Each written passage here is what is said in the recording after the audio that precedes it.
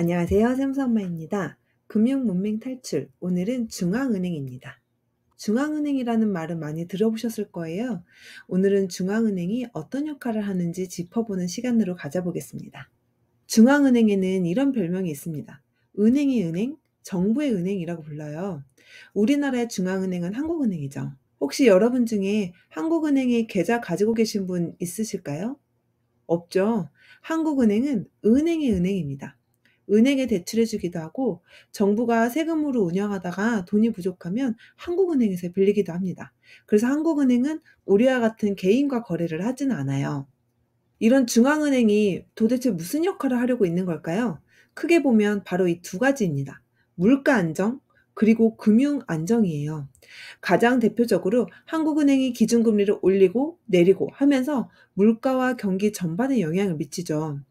이거는 한국은행 홈페이지에 설립 목적입니다. 여기 보시면 물가 안정 목표를 정하여라고 말하면서 마지막에는 금융 안정을 도모하는 데 적극 노력하고 있습니다라고 이야기를 하고 있습니다. 그런데 물가 안정이 목표라고 해서 자, 이제부터 쌀값은 만 원에 정한다. 이렇게 할 수는 없잖아요. 그래서 중앙은행은 여러 가지 도구를 가지고 자연스럽게 조절을 합니다. 그거를 운영수단이라고 불러요. 그 운영수단의 대표적인 것이 기준금리, 공개시장 운영, 지급준비제도 등입니다. 그러니까 우리가 아이들한테 무언가를 알려주겠다 이런 목적이 있을 때 책을 읽어주기도 하고 영상을 보여주기도 하고 그림을 보여주기도 하죠. 그런 것처럼 물가 안정, 금융 안정이라는 목표를 이루기 위해서 이렇게 여러 가지 도구를 활용하는 겁니다. 그래서 이런 도구가 우리의 물가나 경기에 영향을 미치게 되는 거죠. 세계 최초의 중앙은행은 1668년에 생긴 스웨덴의 국립은행이라고 합니다. 그런데 사실 더 알려져 있는 것은 바로 영란은행입니다. 영국의 은행이죠. 영란은행은 런던 상인들과 왕과의 거래입니다. 왕은 전쟁을 위해서 돈을 빌려야 됐고 상인들은 사실 한편으로 전쟁을 바랬다고 합니다. 전쟁을 통해서 무역할 수 있는 길이 확장되기를 바란 거죠. 그래서 이때 런던 상인들이 200만 파운드라는 거금을 댔다고 해요. 그래서 이 은행은 다른 은행처럼 처음에 민간은행이었습니다. 상업은행이라고 부르기도 하죠. 이때만 해도 은행들은 각자 자기의 은행권을 발행했어요. 한마디로 화폐가 여러 개 있는 거죠.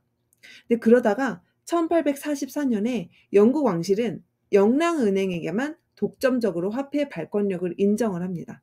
즉 이제 화폐는 한 가지가 됐고 이 영란은행에서만 화폐를 발행하게 되는 거죠. 그래서 중앙은행의 효시 이런 말을 할 때는 영란은행을 꼭 이야기합니다. 이렇게 중앙은행의 역할은 기본적으로 화폐를 발행하는 거였어요. 그래서 그 발행한 화폐로 정부를 대상으로 대출을 해주기도 하고요. 은행에게 대출해 주었습니다. 그래서 최종적으로 돈을 빌려준 사람이다라고 해서 최종 대부자라고 불렀어요. 지금 우리나라 지폐를 보면 한국은행이라고 써 있죠. 한국은행에서 화폐를 얼마 발행할지 결정을 하면 한국조폐공사에서 돈을 인쇄를 해서 우리 손에 들어옵니다. 다시 돌아가서 이렇게 기본적인 역할을 하던 중앙은행이 금본위제가 폐지된 이후에 화폐 관리의 필요성을 느꼈습니다. 그러니까 예전에는 금 보유량만큼만 돈을 만들었는데 이제는 그냥 인쇄만 하면 되잖아요. 그래서 이걸 관리하겠다는 생각이 든 겁니다. 돈이 필요하다고 마구 찍어대고 경기 안 좋다고 금리를 막 내려버리면 물가가 한없이 치솟을 테니까 그렇게 하지 않는 것에 초점을 맞췄죠. 그래서 물가 안정, 금융 안정이라는 역할이 생긴 겁니다. 그러다가 이제는 시대의 변화에 맞춰서 소득 불평등을 완화하고 또 기후 변화에 대응하는 역할까지 확대를 하고 있습니다. 현재는 각 국가의 중앙은행이 있죠. 우리나라는 한국은행, 미국은 연방준비제도, 일본, 중국 다 각각 자기의 중앙은행이 있어요. 그래서 각 국가에는 화폐를 발행하고 물가 안정, 금융 안정을 하는 중앙은행이 각자 역할을 하고 있습니다. 아까 보신 것처럼 이렇게 중앙은행은 다양한 수단을 활용해서 우리의 물가와 경기에 영향을 미칩니다. 우리가 기본적으로 중앙은행이라는 용어를 알고 있어야 하는 이유이기도 해요. 이렇게 오늘은 중앙은행을 조금 더 자세히 들여다보았습니다. 금융문맹 탈출까지 함께해요. 감사합니다. 샘수엄마였습니다.